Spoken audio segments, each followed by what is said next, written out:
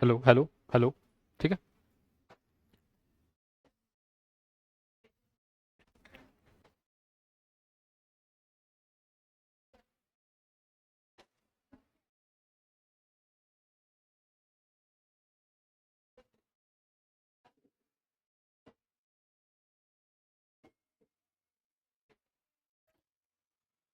Start करें class. सबको good afternoon. चलिए, अब तक हम क्या पढ़ रहे थे? रविवार और सोमवार 2 दिन छुट्टी हो गई तो भूल तो नहीं गए कहीं? पीछे वाला सारा साफ रिवाइज कर लेते हैं। सबसे पहला टेंस कौन सा किया था हमने? प्रेजेंट, जिसको प्रेजेंट सिंपल भी कहते हैं। ठीक है। इसके कीवर्ड्स कौन कौन से थे? पेपर में वो कौन से शब्द होते हैं जो आएंगे तो आप समझ जाओगे कि ये वाला टेंस आ गया? हैबिट बताने वाले। कौन कौन से हैबिट बताने वाले शब्द? Usually, usually, occasionally, often, generally, frequently, daily, every day, twice a week, day in and day out. और बताओ, मैं ही बोलूंगा क्या?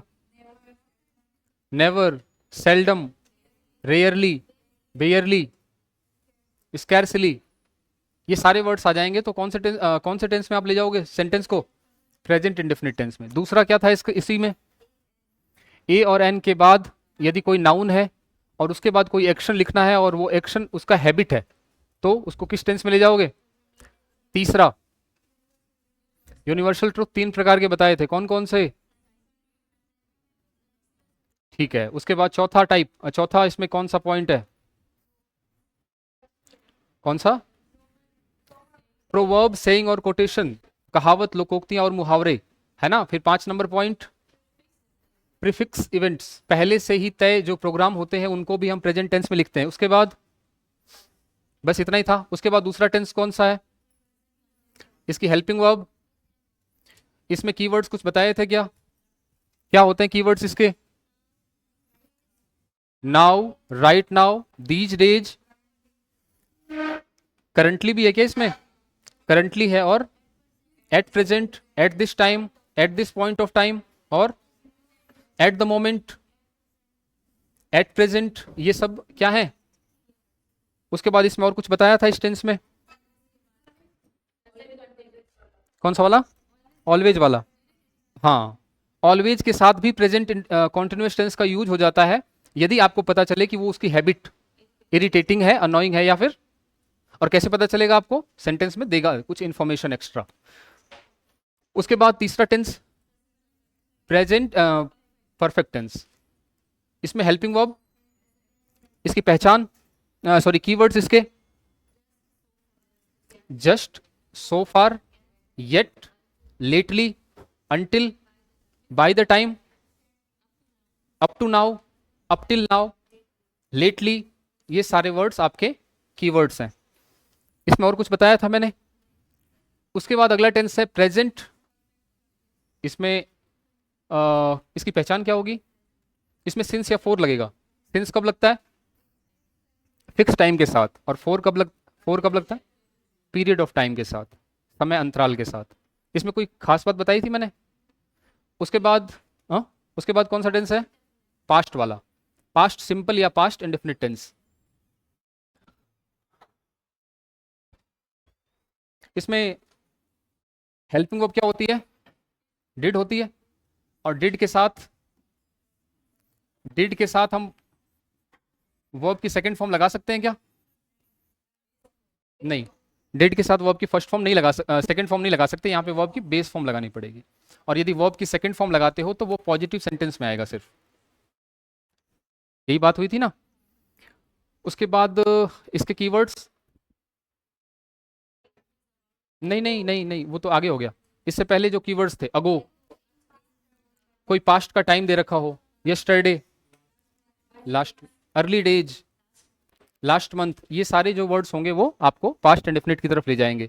दूसरा, इसमें हिस्टोरिकल फैक्ट, यदि कोई पास्ट की घटना है ना, जैसे ताजमहल शाहजहां ने बनवाया था तो ये पास्ट की बात है, इसको भी ले जाओगे। तीसरा, पास्ट की हैबिट भी हम पास्ट इंडेफिनिट टेंस में लिखते हैं। चौथा, it is time, it is about time, it is high time के साथ हम दो प्रकार से सेंटेंस बना सकते हैं। एक तो पास्ट इंडेफिनिट टेंस में ले जाके, और दूसरा टू प्लस वर्ब की बेस फॉर्म के साथ, जिसको इन्फिनिटिव कहते हैं ना। हाँ, इन्फिनिटिव। उसके बाद पास्ट कॉन्टिन्यूस। पास्ट कॉन्टिन्यूस में हेल्पिंग वर्ब, इसके कीवर्ड्स हैं क्या? एट दैट टाइम, वो दिस टाइम था, वहां दैट टाइम हो जाएगा। At that point of time, at that moment, या एट दिस टाइम, उसके बाद कोई पास्ट का टाइम दे देगा। क्लियर है? उसके बाद और कुछ बताया था इसमें? हाँ, वेन और वाइल वाला कॉन्सेप्ट ध्यान रखना, पेपर में बहुत बार पूछा जाता है वेन और वाइल। वेन और वाइल दे देगा और आगे पीछे दो सेंटेंस देगा।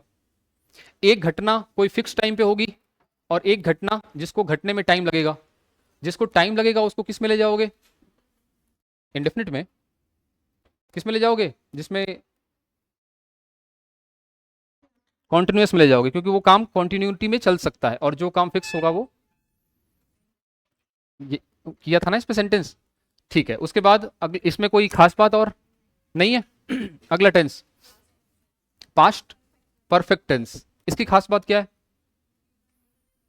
ये कभी अकेला नहीं आता। हाँ, दो, इसकी मेन चीज यही है कि ये हमेशा दो एक्शन की तुलना करने के काम आएगा, और यहां ये जिसके साथ भी आ गया वो काम पहले होने लग जाता है। याद करो आप लोग बिफोर आफ्टर वाला, याद करो आप लोग जब वी मेट की फिल्म का मैंने एक सेंटेंस भी लिखाया था आपको। इसके बाद और कुछ भी है इसमें? ये इतना ही था। इसके बाद अगला टेंस कौन सा? Past perfect continuous tense. ये भी सेम वही काम करता है, क्योंकि इसमें पास्ट परफेक्ट के गुण होते हैं। जिसके साथ लगने लग जाता है वो काम पास्ट में होने लगता है। फिर मैंने एक दिन स्पेशल चार टेंसेज का कंफ्यूजन दूर करने के लिए लिया था, याद है आपको? हाँ, पेपर टाइप क्वेश्चन, चार टेंस लिए थे एक साथ, और चारों का कंफ्यूजन कब कौन सा लगेगा। क्लियर हो गई बात? उसके बाद किस टेंस की बात करें हम लोग? फ्यूचर की। फ्यूचर इंडेफिनिट टेंस, इसमें कीवर्ड्स होते हैं क्या कुछ? अच्छा, शैल विल होता है ना इसमें। हाँ, शैल किसके साथ लगता है? और विल किसके साथ? बाकी सबके साथ। लेकिन उल्टा भी हो जाता है इसका। चार कंडीशन है कि पांच है? चार है। कौन कौन सी? दृढ़ निश्चय, डिटर्मिनेशन, प्रॉमिस, और ऑफिशियल इंस्ट्रक्शन, और थ्रेट, धमकी देना। उसके बाद इसमें कुछ और बताया था, कीवर्ड बताए थे। कीवर्ड कौन कौन से इसमें?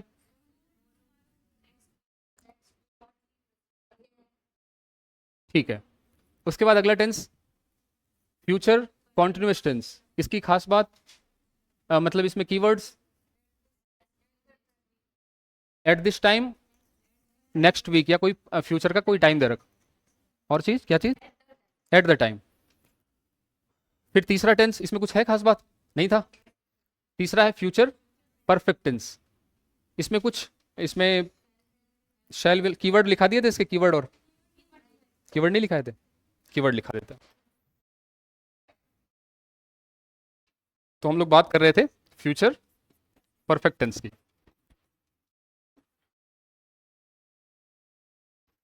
कीवर्ड लिखो इसके।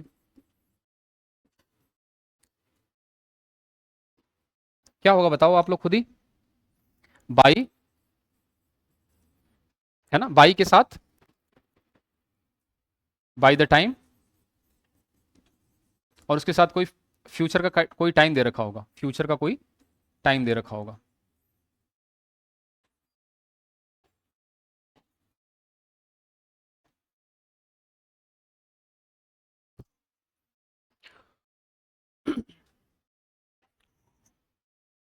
जैसे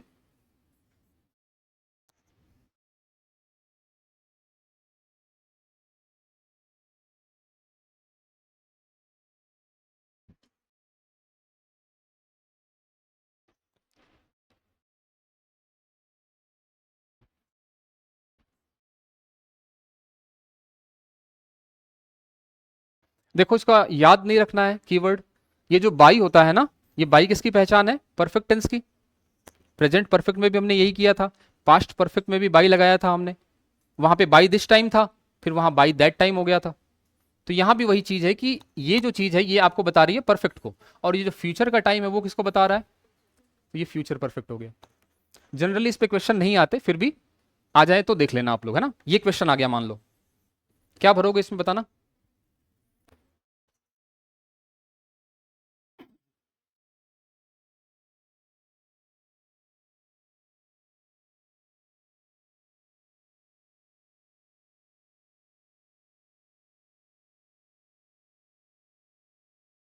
क्या होगा?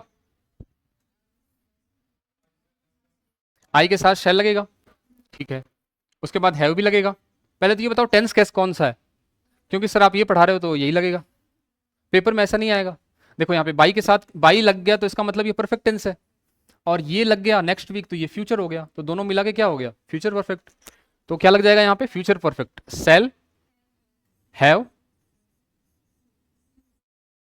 सेल हैव के बाद वर्ब की थर्ड फॉर्म, यही होगा या मैं गलत लिख रहा हूं? सही है। ये बीन, ये आपको समझ आ रहा है ये बीन क्या चीज है? ये मेन वर्ब है, यहां ये मेन वर्ब की तरह काम कर रही है, और बी की थर्ड फॉर्म क्या होती है? बीन होती है। शैल हैव तो हेल्पिंग वर्ब था, इसकी हेल्पिंग वर्ब क्या होती है वो बताओ ना मुझे। शैल हैव प्लस वर्ब की थर्ड फॉर्म, यही होता है तो स्ट्रक्चर इसका, बोलो ना। तो शैल हैव तो हमने ले लिया यहां से, और वर्ब की थर्ड फॉर्म ये दे रखी है मेन वर्ब, तो हमने इसका वर्ब की थर्ड फॉर्म लगा दी बीन। समझ आ गई बात? ऐसे क्वेश्चन बनते हैं। एक दो और ले लो, इसमें ज्यादा क्वेश्चन तो बनेंगे नहीं, कीवर्ड से बन सकते हैं।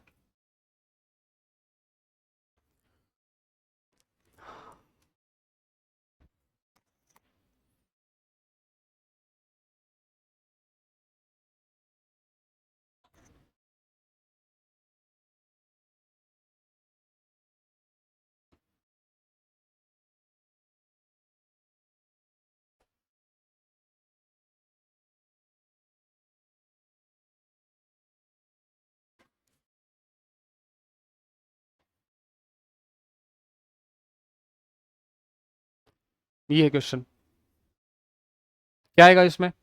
बाई लग गया इसका मतलब ये परफेक्ट टेंस है, और टुमारो लग गया यानी कि ये फ्यूचर है, तो दोनों मिला के क्या हो गया? Future perfect. क्या लगाओगे यहाँ पे?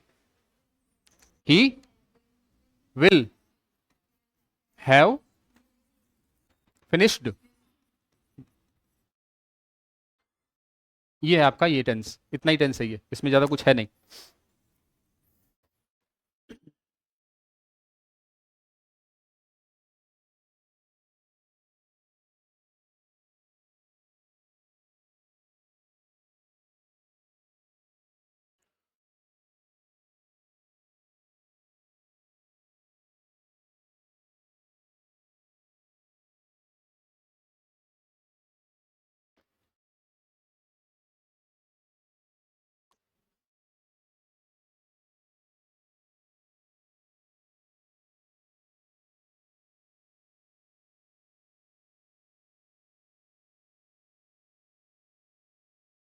कर लिया? ये वाला तो नोट कर लिया होगा।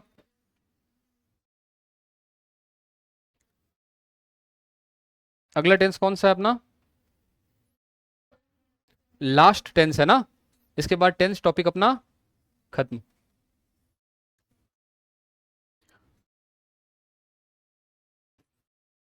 Future perfect continuous.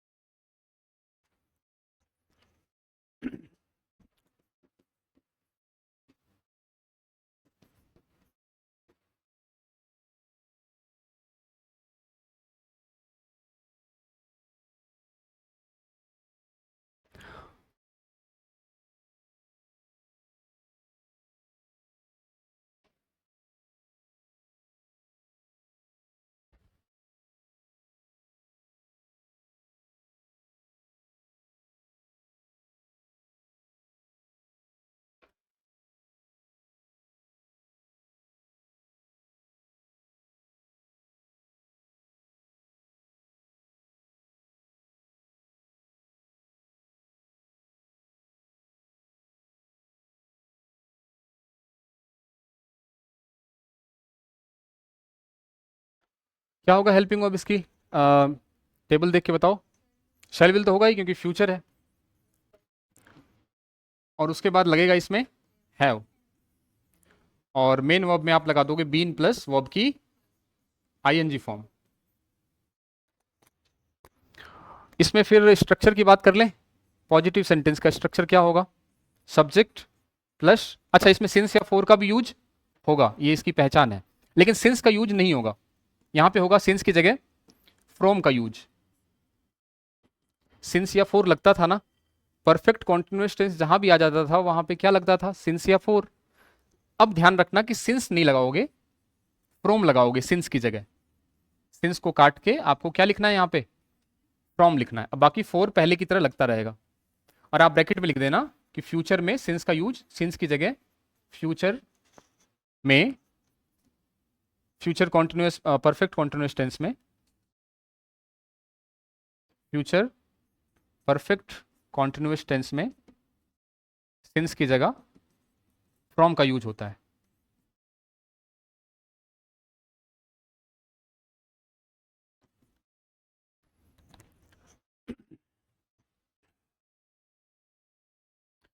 सब्जेक्ट हो गया, फिर हो गया शैल या विल, उसके बाद हैव प्लस वर्ब की आईएनजी फॉर्म, नहीं बीन लगेगा ना इसमें, बीन, फिर आईएनजी फॉर्म, और फिर लगेगा इसमें ऑब्जेक्ट, और फिर सिंस या फोर, सॉरी फ्रॉम या फोर।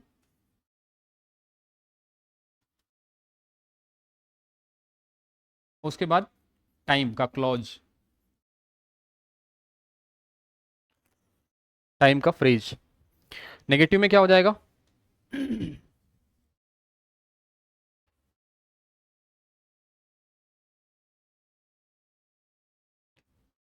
नेगेटिव में क्या हो जाएगा इसका, सब्जेक्ट लग जाएगा, उसके बाद शैल या will.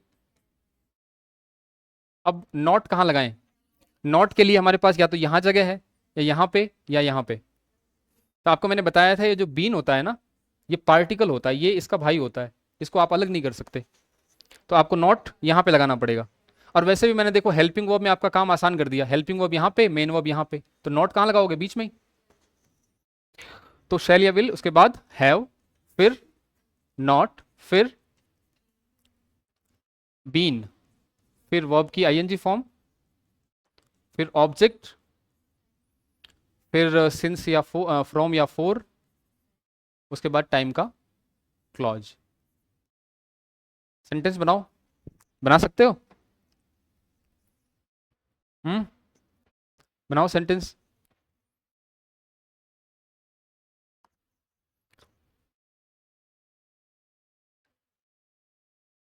He will have been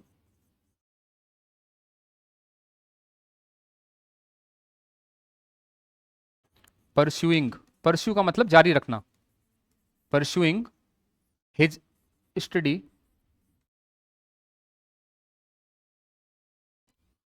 from 2026।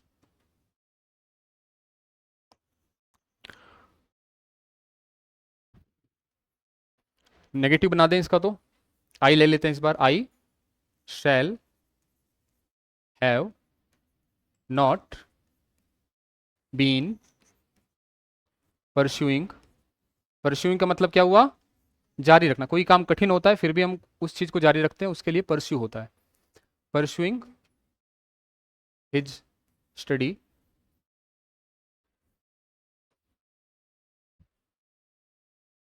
For या 2 years।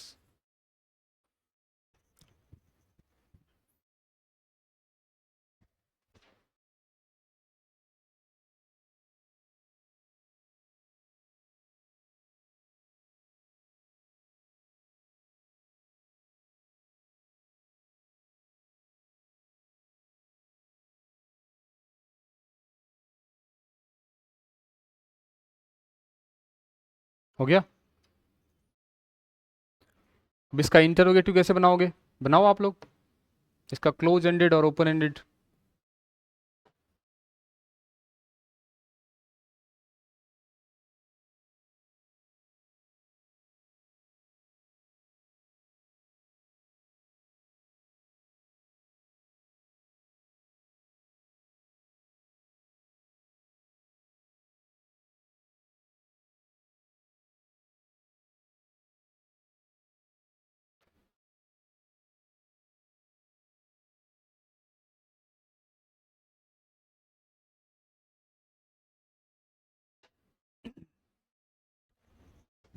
आगे चले, कौन सा हुआ, इंटेरोगेटिव।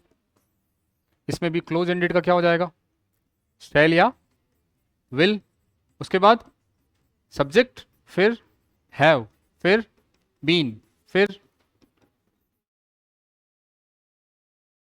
ऑब्जेक्ट, उसके बाद फ्रॉम या फोर, उसके बाद टाइम का फ्रेज।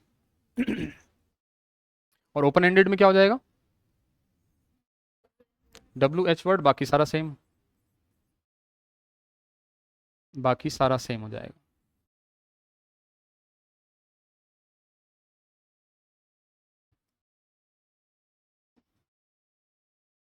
जैसे will he have been pursuing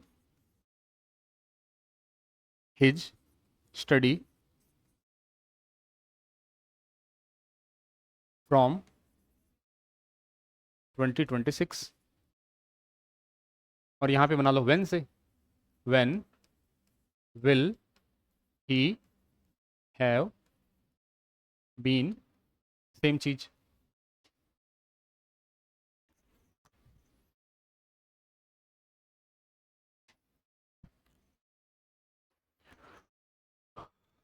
interrogative negative का कैसे बनाओगे,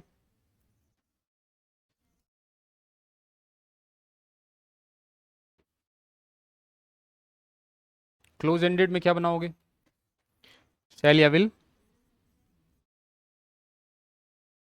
फिर सब्जेक्ट, फिर हैव, उसके बाद नॉट आएगा, फिर आएगा उसके बाद बीन, फिर वर्ब की आईएनजी फॉर्म, और फिर ऑब्जेक्ट, फिर फ्रॉम या फोर, उसके बाद टाइम का फ्रेज। क्लियर है। और ओपन एंडेड में WH वर्ड, बाकी सारा सेम।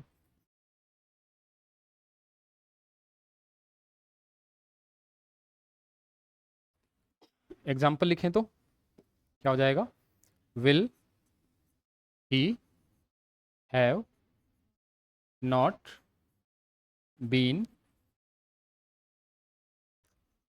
Pursuing his study.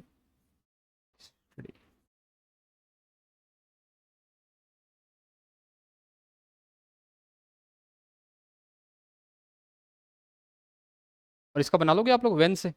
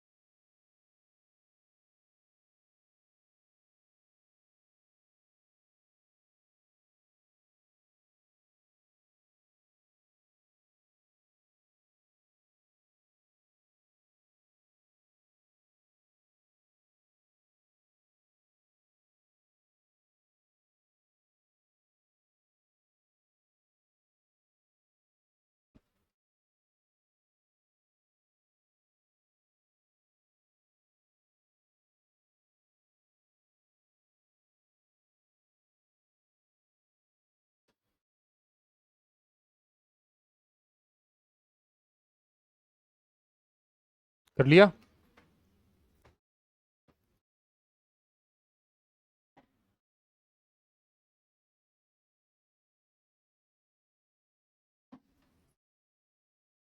हम्म, हिज, आई के साथ हिज लिखा है।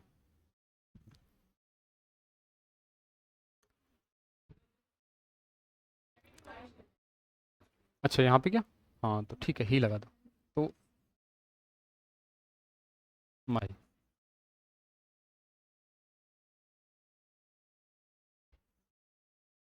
यहाँ माई कर देना ना, फिर नहीं तो सेंटेंस का सेंस नहीं रहेगा फिर। मैं अपने बारे में बोल रहा हूँ तो स्टडी भी किसकी होगी, मेरी ही होगी, उसकी थोड़ी ना होगी।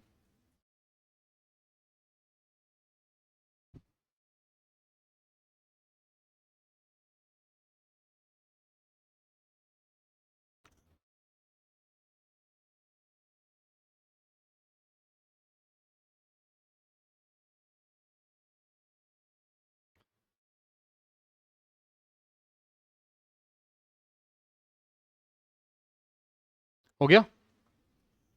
अब इसके कीवर्ड की बात कर लेते हैं, आप लोग खुद ही बना सकते हो। क्या होगा इसका कीवर्ड?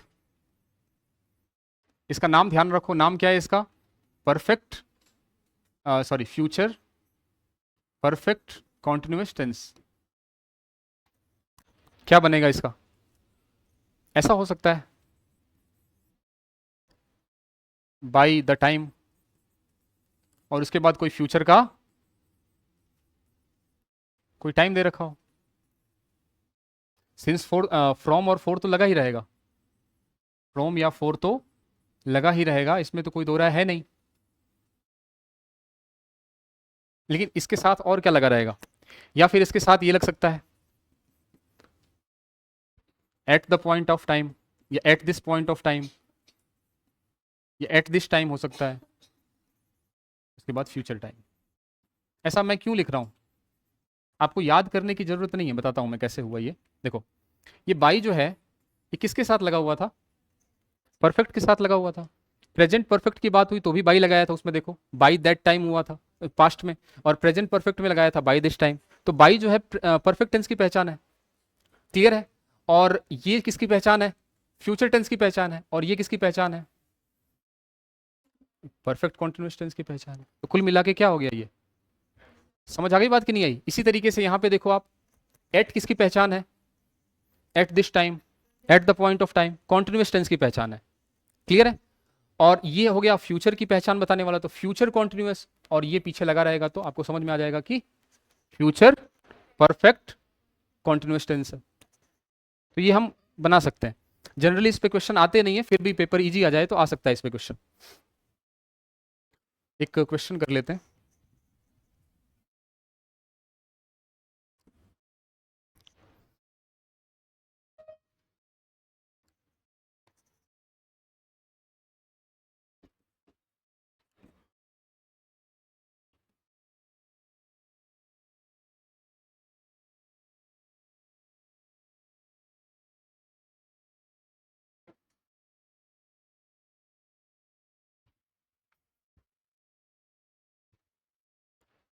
दे,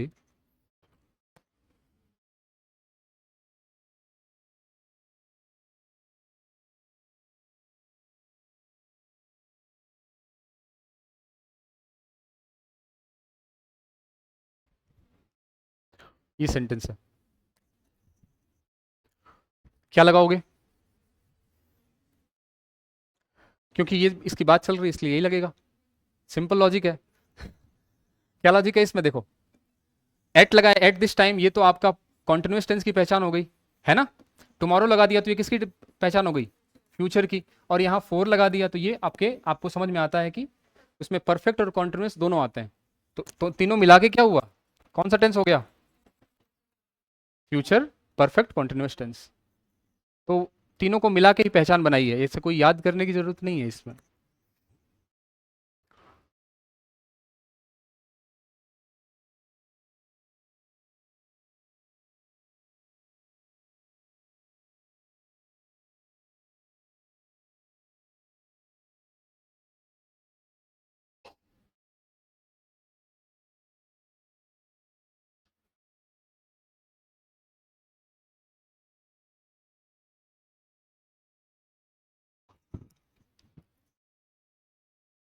बैडमिंटन।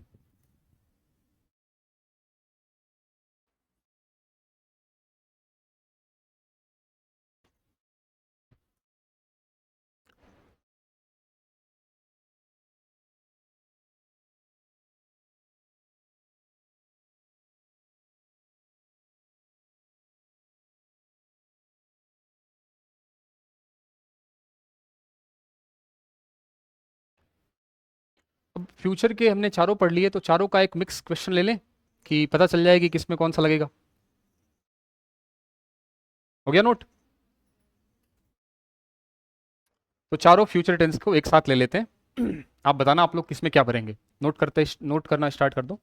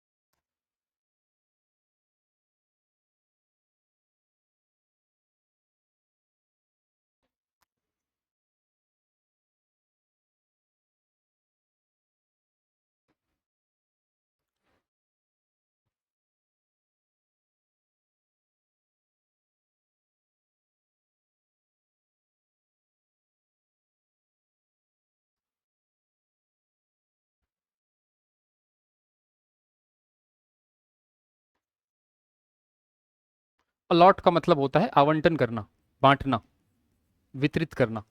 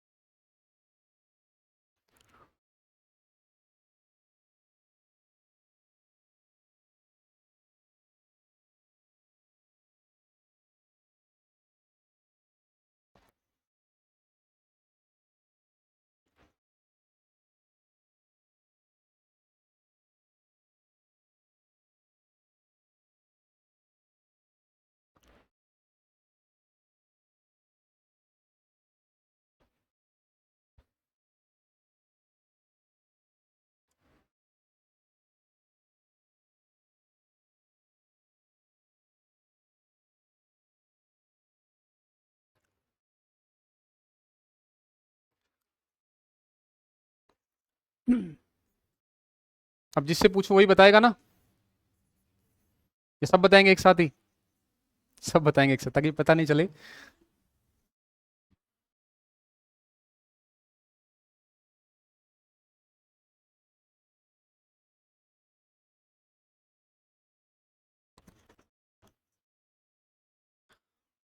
ये फ्यूचर का आपके टेस्ट हो गया छोटा सा, फ्यूचर टेंसेज का।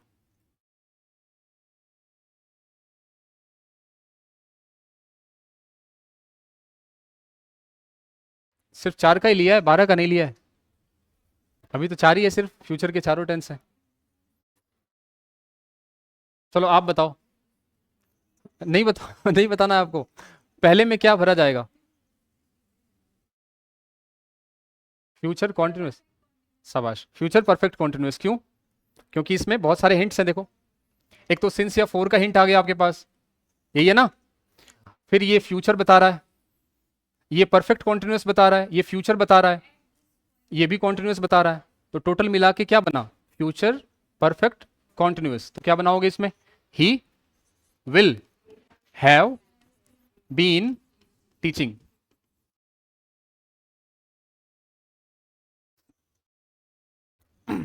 इस समय अगले दिन वो इंग्लिश पढ़ा रहा होगा 1 घंटे के लिए। क्या दिक्कत है? अभी टाइम हुआ अपना 3:30 बजे, है ना। अगले दिन 3:30 बजे 1 घंटे के लिए वो क्या पढ़ा रहा होगा? इंग्लिश पढ़ा रहा होगा। दूसरा, द गवर्नमेंट, सरकार, some funds for this project by 2030। आप बताओ क्या आएगा इसमें? विल हैव टेंस कौन सा रहेगा? फ्यूचर परफेक्ट रहेगा, ठीक है। और कोई? यही रहेगा, प्रेजेंट सिंपल में जाएगा। फ्यूचर का टाइम है कि नहीं है? तो इसका मतलब फ्यूचर तो होगा। अब चारों में से कौन सा होगा ये पता नहीं हमें। बाई लग गया तो परफेक्ट हो गया। बाई किसके साथ लगता है? बाई का मतलब होता है तक, 2030 तक टाइम लिमिट दे दी। तो ये क्या लगेगा? कौन सा टेंस लगेगा? बोलो। Will have allotted. गवर्नमेंट जो है कुछ फंड्स इस प्रोजेक्ट के लिए 2030 तक अलॉट कर चुकी होगी। तीसरा, तीसरे में, तीसरे में आप बताओ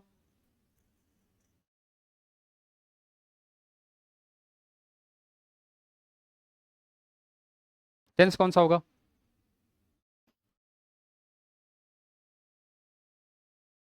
present perfect, future simple. Future का लगेगा, कौन सा फ्यूचर का? परफेक्ट लगेगा। क्या लगता है आपको? प्रेजेंट ले आए आप? सिंपल लगा रहे हो आप, ये टाइम देखो ना।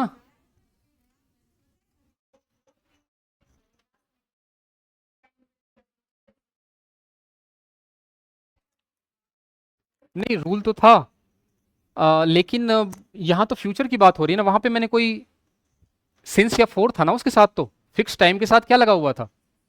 सिंस फोर लगा हुआ था ना, यहाँ तो इन लगा हुआ है। समझ आई? यदि मान लो यहाँ पे सिंस लगा होता, यही दिक्कत है ना, सिंस तो वैसे लगेगा नहीं, फ्रॉम लगेगा, क्योंकि फ्यूचर का हो गया, फ्यूचर का टाइम हो गया, तो यहाँ पे क्या लगेगा? फ्रॉम। इस कंडीशन में क्या लग जाएगा ये? अभी भी प्रेजेंट सिंपल लगेगा। सब मिक्स हो चुका है, जो मन में आ रहा है वही बोल रहे हैं सब, कुछ तो सेट होगा।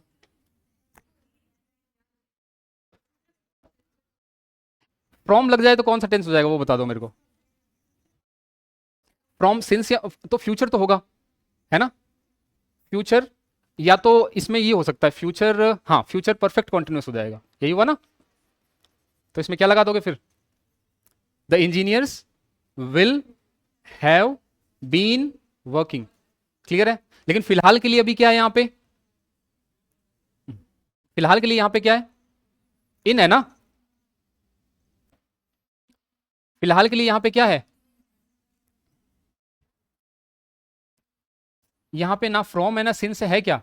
इन है। तो कौन सा टेंस लगेगा? बोलो। फ्यूचर सिंपल लग जाएगा, और यहाँ पे बाई लग जाता तो फ्यूचर का टाइम तो है ही, और परफेक्ट हो गया तो फ्यूचर परफेक्ट। क्लियर है? तो यहाँ पे कौन सा टेंस लगेगा? हाँ सिंपल लगाओ। क्या? विल वर्क, हैव लगेगा इसमें। क्लियर है? तीसरा देखो, चौथा देखो। चौथे में किसकी बारी? पीछे से बता दें। हाँ भाई आप बताओ। फ्यूचर कॉन्टिन्यूस, हाँ ठीक लग रहा है ना? एट दिस टाइम, एट वाला जो है वो कॉन्टिन्यूस को बताता है, और ये बताता है आपको फ्यूचर को, तो क्या लग जाएगा? Will have, will be, will be playing.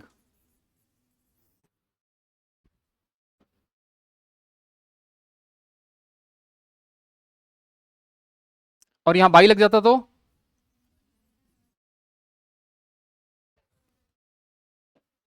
Perfect लग जाता, और फ्यूचर होता ही तो फ्यूचर परफेक्ट लगने लग जाता। क्लियर है? तो ये हो गया आपके 12 टेंस। क्लियर? इतना ही है।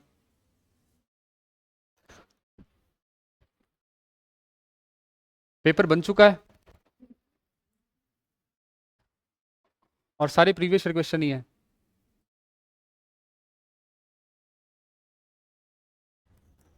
तो ये टॉपिक आपका कंप्लीट हो गया। अब दूसरे टॉपिक की तरफ बढ़ते हैं। सिलेबस याद है किसी को इंग्लिश का? है तो देख लो, दूसरा टॉपिक क्या है अपना, वॉइस ही है। देखो मेरे पास, मुझे तो पता है, आप लोगों को पता है कि नहीं देखता हूँ। Active passive sequence of tense नहीं है? हाँ वो दूसरा टॉपिक है। टेस्ट, जब आप तैयार हो टेस्ट के लिए, अभी ले लूं? ठीक है, तो आपका स्पेशल टेस्ट हो जाएगा अलग से। हाँ वो तो पेपर डिस्कस करेंगे तब करेंगे ना, पहले पेपर ले लेंगे, फिर उसमें कोई दिक्कत आएगी तो डिस्कस कर लेंगे। अब दूसरा टॉपिक है आपके सीक्वेंस ऑफ टेंसेज।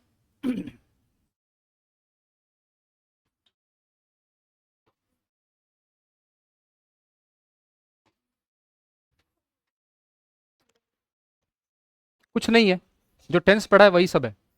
सीक्वेंस का मतलब क्या होता है? अरेंजमेंट। सीक्वेंस का मतलब क्या होता है? अरेंजमेंट होता है।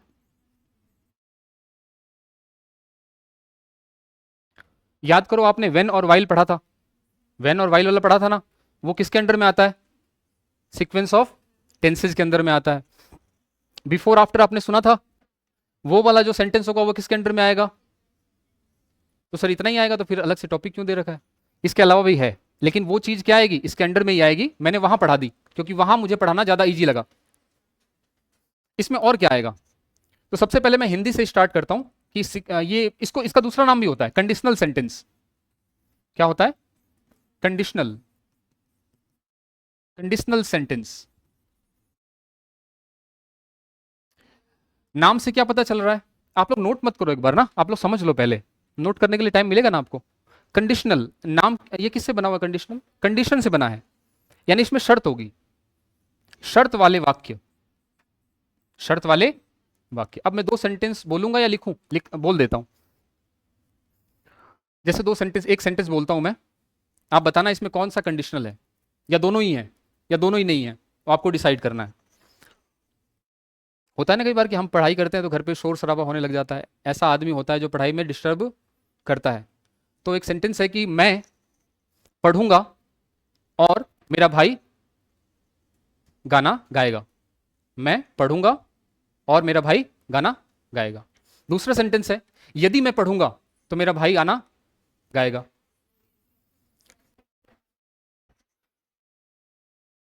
समझ आ रही बात कि नहीं? मैं क्या बोलना चाहता हूं, लिख देता हूं। मैं पढ़ूंगा और मेरा भाई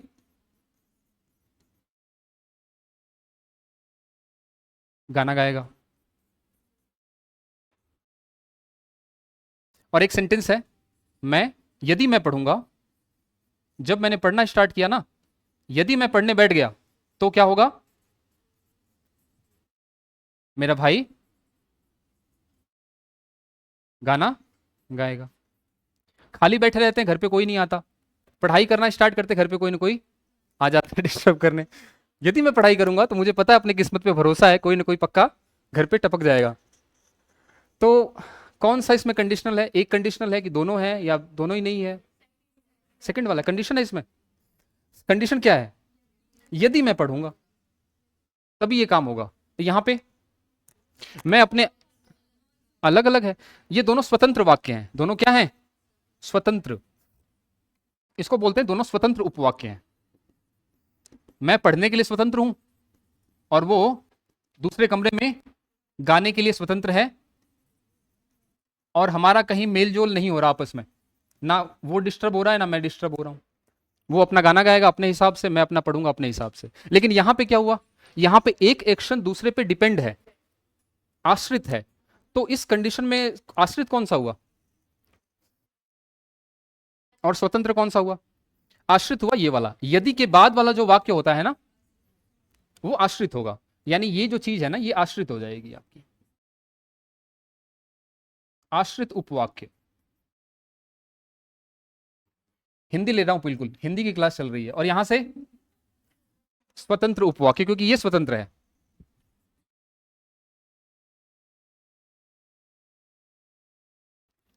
अब मैं थोड़ी सी कुछ बातें बता देता हूं आपको।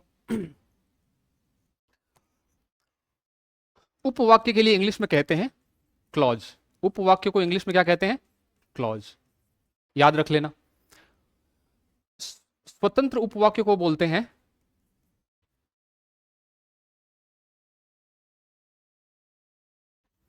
Main clause. क्या बोलते हैं? Main clause. क्लॉज तो है ही। और जो आश्रित होता है, आश्रित उपवाक्य, उसको बोलते हैं सब ऑर्डिनेट क्लॉज। सब ऑर्डिनेट, ऑर्डिनेटिव क्लॉज। क्योंकि हम इंग्लिश पढ़ रहे हैं, हिंदी से समझ लिया, उसको इंग्लिश में क्या कहते हैं? ये जो चीज है यदि, ये क्या चीज है? कंजंक्शन है, योजक जिसको बोलते हैं हिंदी में। क्या बोलते हैं? योजक। तो योजक है ये। और यहां पे क्या है? योजक क्या है? तो दो उपवाक्यों को जोड़ने के लिए एक योजक आता है, एक कंजंक्शन आता है। योजक के लिए क्या शब्द यूज हो सकता है? कंजंक्शन।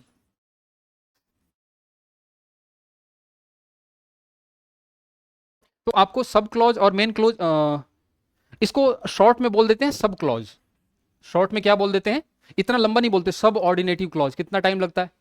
बोल देते हैं सब क्लॉज, मेन क्लॉज। और तो इसमें सब क्लॉज कौन सा है? नीचे वाले में, ऊपर वाले में कौन सा है सब क्लॉज? है ही नहीं। यहां पे दोनों ही क्या है? मेन क्लॉज है, स्वतंत्र उपवाक्य है। और दूसरे में एक है आपका सब क्लॉज और दूसरा है मेन क्लॉज। यहां तक बात क्लियर हो गई। हम जो सीक्वेंस ऑफ टेंसेज पढ़ेंगे ना, ये वाला पढ़ेंगे, ये वाला। इसमें आश्रित और क्या रहेगा, एक स्वतंत्र रहेगा। आप याद करो, जब मैं पुलिस के आने से पहले चोर भाग गए थे, है ना, पहले और आगे की बात हो रही है यहां पे। एक वाक्य दूसरे के बिना रह नहीं सकता। आप कहोगे चोर भाग गए थे और पुलिस आ गई थी, इनका क्या तुक है आपस में, लेकिन आप कहोगे कि पुलिस के आने से पहले चोर भाग गए थे, तो ये दोनों अच्छे से मीनिंग कन्वे करते हैं। तो हम लोग कौन सा प्रकार का पढ़ेंगे वाक्य, ये वाला, जिसमें एक तो होगा आश्रित और एक होगा स्वतंत्र, और बीच में क्या लगी रहेगी, कंजंक्शन लगी रहेगी।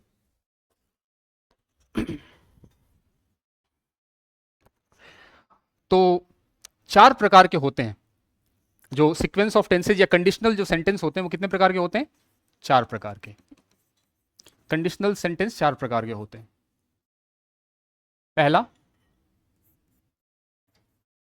टाइप 0, दूसरा टाइप 1, और तीसरा टाइप 2 और टाइप 3।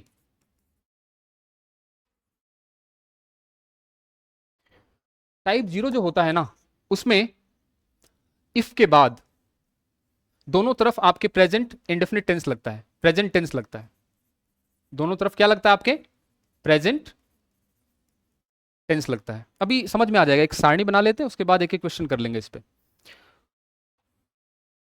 जो टाइप फर्स्ट होता है ना, इसमें क्या होता है, इफ के बाद जो सेंटेंस आता है, ये वाला, जैसे मैं ऐसे बात कर रहा हूं, इफ के बाद वाला जो हुआ, इसकी बात कर रहा हूं मैं, कि ये किस टेंस में होगा और ये किस टेंस में होगा।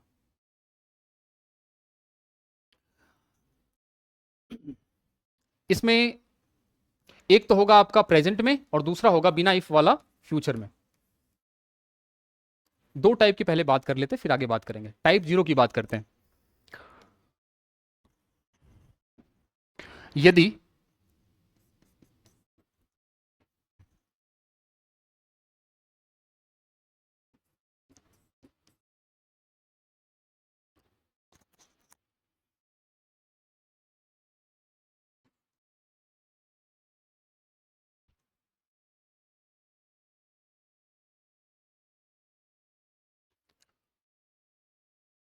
अब देखो यहां पे मैं लिख दूं बॉयल, और यहां भी बॉयल ही है, चलो। यदि पानी को 100 डिग्री पे गर्म किया जाता है तो पानी क्या होता है, उबलता है।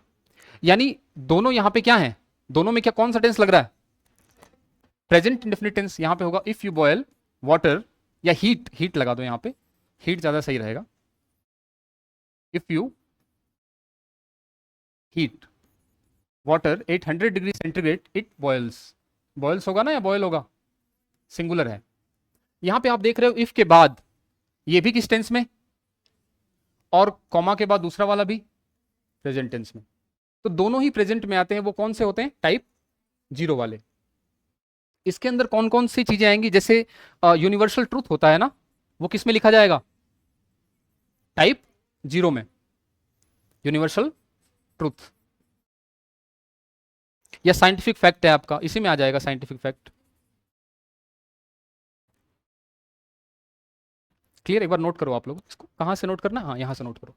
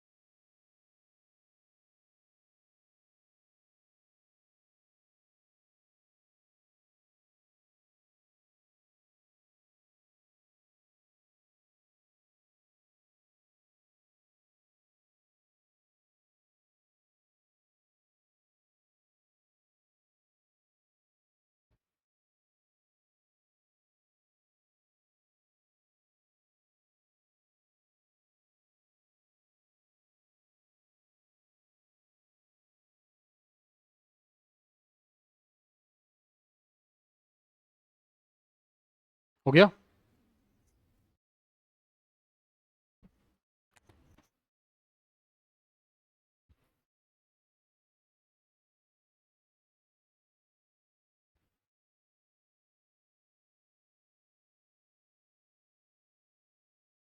पीछे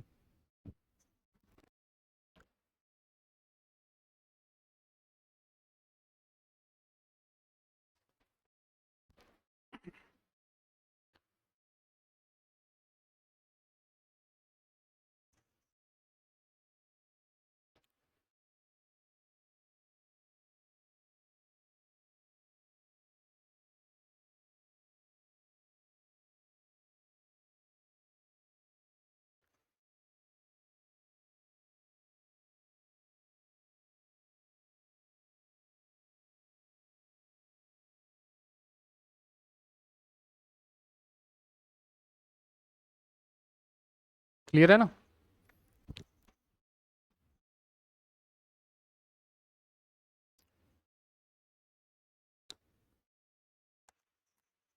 थोड़ा सा खुला खुला बनाना, इसमें भी हमें लिखना है ना।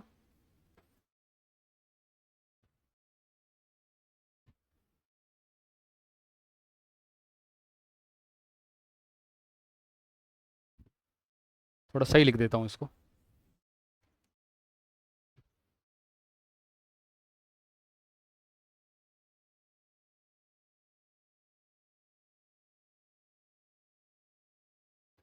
इसमें मैथमेटिकल फैक्ट भी आ जाएगा।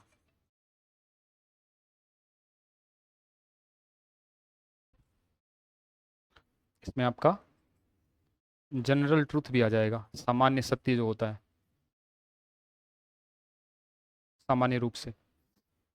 इसका एग्जाम्पल कर लेंगे अभी हम लोग।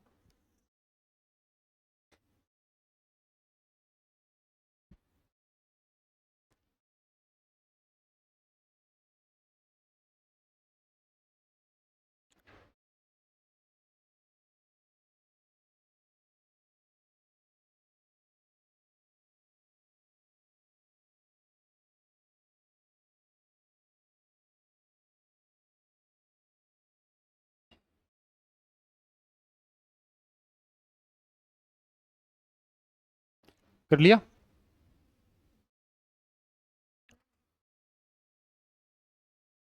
थोड़ा सा खुला खुला लिखना ना, इसमें और चीज़ें हमें ऐड करनी है। जैसे जैसे हम आगे पढ़ते जाएंगे वापस इसमें ऐड करते जाएंगे।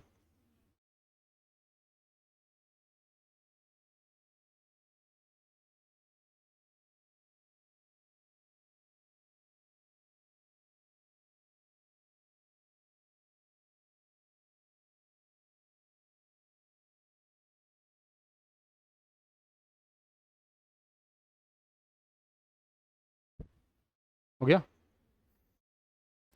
अब देखो, इसको, इस सेंटेंस को ऐसे भी लिख सकते हैं क्या, इसको पलट के ऐसे, it boils if you water at 100 degree centigrade. और यहाँ पे क्या भरना हो आपके, बॉयल। इसको पलट के लिख सकते हैं, वो बिफोर आफ्टर वाला केस सेम। ठीक है, उस, हाँ, हीट होगा यहाँ पे, हाँ, हीट। सेम वो बिफोर और आफ्टर वाला केस है। हमने इसको पहले ले गए और कंजंक्शन को कहाँ लगा दिया, बीच में, और बाकी दूसरा सेंटेंस है आपका। और यदि आप कंजंक्शन को पहले लिखते हो तो फिर आपको लगाना पड़ेगा एक कॉमा। सेम ही चीज है। ध्यान ये रखना है कि इफ के बाद भी कौन सा टेंस लग रहा है आपका, और पहले भी। ऐसा क्यों? क्योंकि ये ट्रूथ कैसा है, यूनिवर्सल है। क्लियर है? एक दो और देते हैं तो चीजें आपको समझ में आएंगी और ज्यादा अच्छे से। It four if you add four and four make babies cry if they hungry be. अब देखो यहाँ पे ये आपका मैथमेटिकल फैक्ट है। इफ एग्जाम में पहचानोगे कैसे? कैसे पहचानोगे कंडीशनल सेंटेंस आ गया? आप खुद ही बताओ कैसे पहचानोगे? इफ लगा हुआ है ना, दो चीजें लिखी हुई हैं। यदि आप चार और चार जोड़ोगे तो क्या मिलेगा? तो 4 और 8 होगा। सॉरी सॉरी, गणित गलत पढ़ा रहा हूं ना। सही है अब? ठीक है। तो अब ये बताओ कि ये क्या है अपना गणितीय तथ्य है, तो दोनों तरफ कौन सा टेंस लग जाएगा? तो यहां पे इट क्या लगा दूं? मेक या मेक्स? मेक्स। ये आपका मैथमेटिकल फैक्ट हो गया। तीसरा वाला, बच्चे रोते हैं जब वे क्या होते हैं? भूखे होते हैं। ये भी क्या है? जनरल ट्रूथ है। सिंपल सी बात है, इसको क्या ले जाना पास्ट में या फ्यूचर में? तो यहां तो आपके प्रेजेंट लग गया और यहां भी क्या लग जाएगा? They are. सेंटेंस पढ़ के ही पता चलेगा कि आपको जनरल ट्रूथ है या यूनिवर्सल ट्रूथ है या मैथमेटिकल फैक्ट है। क्लियर हो गई बात? तो ये टाइप हो गया कौन सा? जीरो। दोनों तरफ कौन सा टेंस? अब बात करते हैं टाइप फर्स्ट की। टाइप फर्स्ट में क्या बताया था मैंने? इफ के बाद प्रेजेंट लगेगा और कॉमा के बाद फ्यूचर लगेगा। एग्जाम्पल लेते हैं। If you late I will inform your parents. Comma लगा दूं, क्या आएगा यहां पे? बोलो।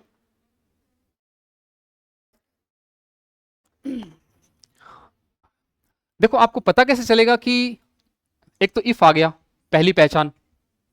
दूसरा, ये जो दूसरा टेंस है वो किस में लिखा हुआ है, तो आपको भरना किस में है? याद ही रखना स्ट्रक्चर बस, और कुछ नहीं। यदि तुम लेट आओगे तो मैं इन्फॉर्म कर दूंगा आपके पेरेंट्स को, तो यहां पे क्या हो जाएगा? कम। अब देखो यहां पे दोनों जगह गे आ रहा है। दोनों जगह क्या आ रहा है? यदि तुम लेट आओगे मैं इन्फॉर्म कर दूंगा। दोनों काम कहां होने हैं? फ्यूचर में होने हैं। ना तो लेट आए हो, ना अभी तक इन्फॉर्म किया है। तो उसमें क्या करते हैं, एक को किस में ले जाते हैं? प्रेजेंट में, और दूसरे को फ्यूचर तो है ही वो। इसको पढ़ने वाले बच्चे इसको ऐसे भी देखते हैं कि लगातार दो फ्यूचर कभी भी एक साथ यूज नहीं करने होते। इसको मैं फ्यूचर टेंस में पढ़ा सकता था। जब मैं टेंस पढ़ाया था ना, मेरा मन किया कि वहीं पढ़ा दूं जाके, कि दो फ्यूचर टेंस एक साथ कभी यूज नहीं होते। लेकिन मैंने कहा उसको कंडीशनल में फिर क्या पढ़ाएंगे, सारा पढ़ा देंगे। तो इसके लिए लिख सकते हैं हम कि शर्त वाली में कि दो फ्यूचर टेंस कभी यूज नहीं होते। सच में दो फ्यूचर टेंस कभी यूज नहीं होते। देखो, सरला खाना बनाएगी और उसकी बहन पढ़ाई करेगी। इस सेंटेंस को कैसे बनाओगे? Sarla will make food and her sister will, क्या था आगे, क्या बताया था? पढ़ाई करेगी। अच्छा, विल स्टडी। सही लग रहा है या गलत है? आपने कहा था दो फ्यूचर टेंस एक साथ यूज नहीं कर सकते, आपने दो फ्यूचर टेंस एक साथ यूज कर दिए, और ये सेंटेंस बिल्कुल सही है। तो मैंने तो अपनी बात को ही काट दिया। कुछ तो फर्क होगा दोनों में। इस सेंटेंस और इस सेंटेंस में क्या फर्क है? ये स्वतंत्र हैं, इनका कोई आपस में लेन देन नहीं है, और वहां पे कंडीशन है, और हमें कंडीशनल पढ़ना है। समझ आ गई बात? सर हमें कैसे पता चलेगा स्वतंत्र है कि नहीं है? कंजंक्शन कौन सी लगी है? एंड से जो भी वाक्य बनता है ना, स्वतंत्र होते हैं। मेरी बातें समझ रहे हो कि कैसे? एक नियम क्या बना? टाइप फर्स्ट हम पढ़ रहे हैं। टाइप फर्स्ट में क्या हुआ कि एक इफ के बाद तो प्रेजेंट का यूज करना है, और जो बाकी बच गया वो किस में यूज होगा? फ्यूचर में। तो मैंने कहा कि पढ़ने वाले बच्चे इसको ऐसे भी देखते हैं कि दो फ्यूचर टेंस कभी यूज एक साथ, लेकिन फिर मैंने यहां पे सेंटेंस लिख दिया और दोनों फ्यूचर हैं। वो सही कैसे हो गए? क्योंकि ये दोनों क्या हैं? स्वतंत्र उपवाक्य हैं। क्लियर है? क्योंकि यहां पे कंजंक्शन कौन सी लगी है? तो एंड कंजंक्शन से बनने वाले दोनों वाक्य कैसे होते हैं? उपवाक्य, स्वतंत्र होते। लिख देना। वैसे ये होता है फैन बॉयज, याद है क्या किसी को? एफ से क्या होता है? फोर। ए से होता है एंड, एन से होता है नॉर, बी से होता है बट, ओ से होता है और, वाई से होता है येट, और एस से होता है सो। यदि इनसे यदि ये जो चीजें हैं ना, ये कितनी हो, दो दो चार दो छह एक सात, सात कंजंक्शन सेंटेंस में आ गई कहीं, तो इनसे बनने वाला उपवाक्य कौन सा होगा? स्वतंत्र होगा। समझ में आ गई? इतना डीप जाने की जरूरत नहीं है, यहीं तक देख लो, ये तो आगे की बात हो गई। तो इससे बनने वाले वाक्य, इस कंजंक्शन से लिख लेना, इस कंजंक्शन से बनने वाले उपवाक्य क्या होंगे? स्वतंत्र होंगे। स्वतंत्र होंगे और उपरोक्त नियम काम नहीं करेगा। समझ आ गई बात? इसलिए उपरोक्त नियम काम नहीं करेगा। अभी आपको देखना पड़ेगा कि स्वतंत्र है या आश्रित, अप्लाई नहीं होगा। ये बात समझ में आ गई कि नहीं आई? क्लियर है ना? यदि फैन बॉय, अब देखो यहां पे इसमें एंड आ गया कि नहीं आया, इसका मतलब ये इससे बना हुआ है, तो इस कंजंक्शन से बनने वाले दोनों उपवाक्य स्वतंत्र होंगे, और इस कंडीशन में ये जो ऊपर वाला है ना, दो फ्यूचर एक साथ नहीं आएंगे, वो काम नहीं करेगा। तो इसमें से बच के रहना थोड़ा सा, इसमें से कोई आ गया तो फिर दोनों फ्यूचर हो सकते हैं, जैसे आएगा नहीं, सीधा यही आता है, इतना ही क्वेश्चन आता है। बात समझ में आ गई? तो क्या क्या पढ़ लिया हमने? कंडीशनल सेंटेंस पढ़ रहे थे, कंडीशनल में हमने क्या पढ़ा? उपवाक्य क्या होते हैं, स्वतंत्र और आश्रित क्या होते हैं, कंजंक्शन कौन कौन से होते हैं, और टाइप जीरो पढ़ा हमने कि इसमें दोनों क्या होते हैं? प्रेजेंट में होते हैं। इसमें हम कौन कौन से सेंटेंस को लिख सकते हैं? जनरल ट्रूथ वाले, यूनिवर्सल ट्रूथ वाले, मैथमेटिकल फैक्ट वाले। टाइप वन में क्या हुआ? इफ के बाद तो हमें लिखना है प्रेजेंट में, और बाकी जो बच गया वो फ्यूचर में। इसको हम किस नियम से भी जानते हैं कि दो फ्यूचर एक साथ यूज नहीं होते। लेकिन आप फैन बॉयज से थोड़ा सावधान रहना, क्योंकि ये कंजंक्शन आ गई ना, तो ये दोनों उपवाक्य स्वतंत्र हो जाएंगे, और उस कंडीशन में ये नियम नहीं लगेगा। क्लियर हो गई बात? चलो कल पढ़ते हैं। कल ये चैप्टर कंप्लीट हो जाएगा, फिर टेस्ट ले लेंगे। पीछे वाली स्लाइड